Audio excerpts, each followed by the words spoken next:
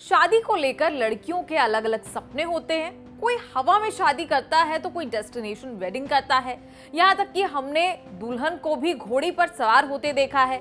लेकिन आज जिस शादी की हम बात कर रहे हैं वो आपने ना कभी देखी होगी ना कभी इसके बारे में ज्यादा सुना होगा। अगर हम कहें कि इस शादी में कोई दूल्हा ही नहीं होगा तो क्या आप यकीन करेंगे? यकीन करना पड़ेगा, क्योंकि ये कहानी 100% सच है। ये कहानी है गुजरात के वडोदरा की एक लड़की की। नाम है क्षमा बिंदु। अपनी शादी की तैयारियों में जुटी हुई हैं, लेकिन जब दूल्हा ही नहीं है तो शादी आखिर किससे होगी? ये जो शादी का कार्ड देख रहे हैं आप, इसमें दुल्हन का नाम तो है लेकिन दूल्हे का नहीं। जवाब इसी में है। क्षमा किसी और से नहीं बल्कि खुद से ही शादी करने वाली है, और शादी पूरे रीति रिवाज से होगी।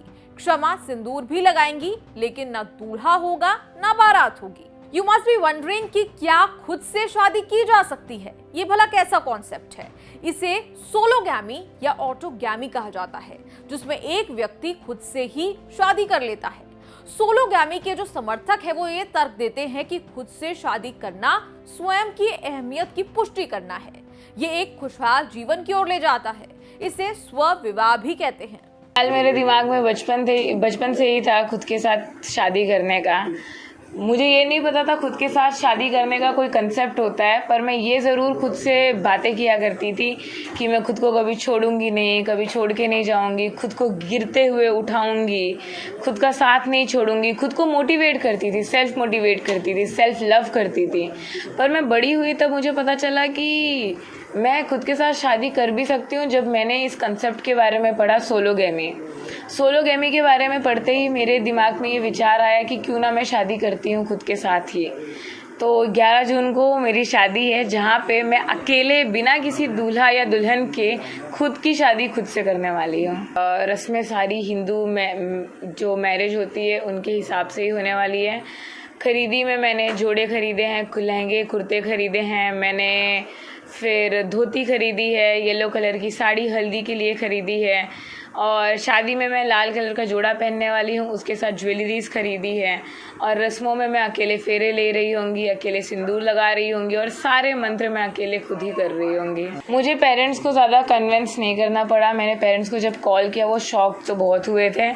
पहले तो वो समझ ही नहीं पा रहे थे मैं क्या रही हूँ। मैंने पहले कहा मैं शादी कर रही, उन्होंने बोला तुम्हारा दिमाग तो सही है। फिर मैंने कहा मैं खुद से शादी कर रही हूँ, फिर उन्होंने बोला तुम्हारा दिमाग पक्का ख़राब है। मैंने उनको समझाया, आधे घंटे उनसे कॉल पे बात की, फिर उन्होंने बोला तुम्हारी खुशी जिसमें है हमारी भी खुशी उसमें ही है।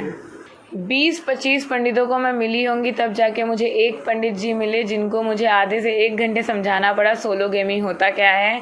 आई वॉज ग्लैड कि मुझे एक पंडित ऐसे मिले जो समझ पाए मेरी बात को, और उन्होंने हामी भरी शादी कराने के लिए। तो 11 जून को वो पंडित आएंगे और मेरी शादी करवाएंगे। मैं ऐसा नहीं कहूँगी, मैं ये नहीं कहती अगर आप कोई चीज़ करते हैं तो उसमें आप बंध जाते हैं।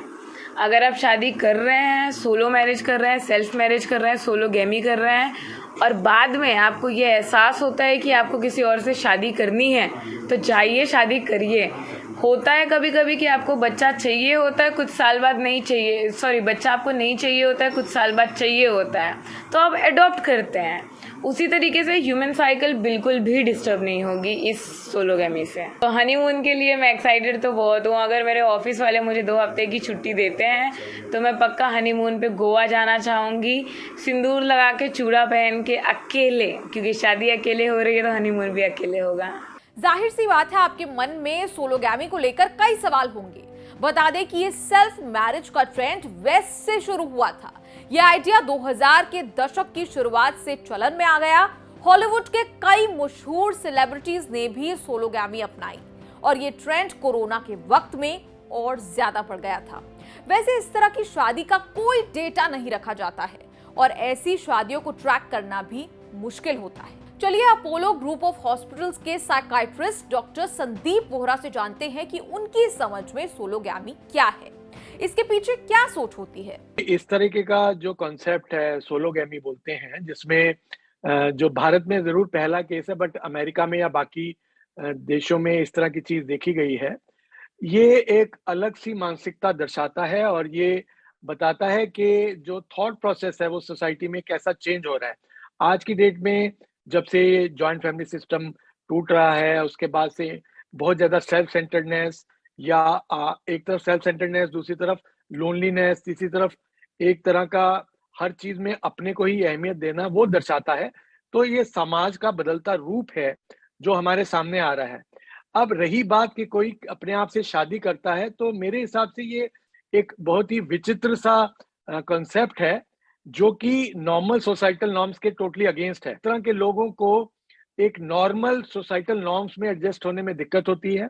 बाय नेचर वो अलग हटके होते हैं, कुछ लोग फोबिक होते हैं अपनी रिलेशनशिप में किसी के साथ। इस तरह के डिसीजन में चाइल्डहुड के आपके एक्सपीरियंसेस, ट्रॉमेटिक एक्सपीरियंस, आपके बचपन में आपने देखा हो रिलेशनशिप्स का ब्रेक होना या रिलेशनशिप में हर वक्त टर्बुलेंस रहना या कभी भी स्टेबल ना हो पाना, या एडल्टहुड में आने के बाद आपको बहुत बार इस तरह के रिलेशनशिप में चैलेंजेस का मिलना या इस तरह से सेटल ना हो पाना या हर वक्त रिजेक्शन मिलना, इसमें से कुछ भी हो सकता है।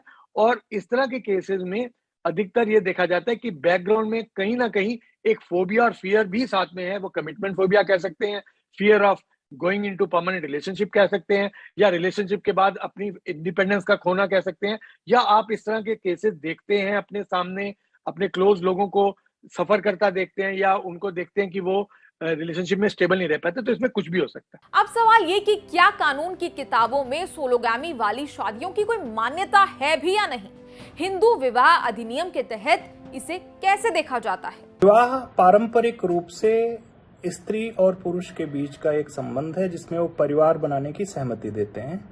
लेकिन वैधानिक रूप से जरूरी नहीं है कि विवाह में एक स्त्री और एक पुरुष हो।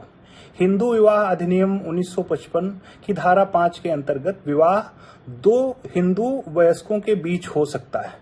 ऐसे ही जो भारतीय एविडेंस एक्ट है उसकी धारा 112 के अंतर्गत भी विवाह दो व्यक्तियों के बीच का संबंध है। और जो भारतीय वयस्कता अधिनियम 1875 है उसके अंतर्गत भी दो वयस्क व्यक्ति आपस में विवाह कर सकते हैं। तो इसलिए वैधानिक रूप से विवाह के लिए कम से कम दो व्यक्तियों का होना आवश्यक है।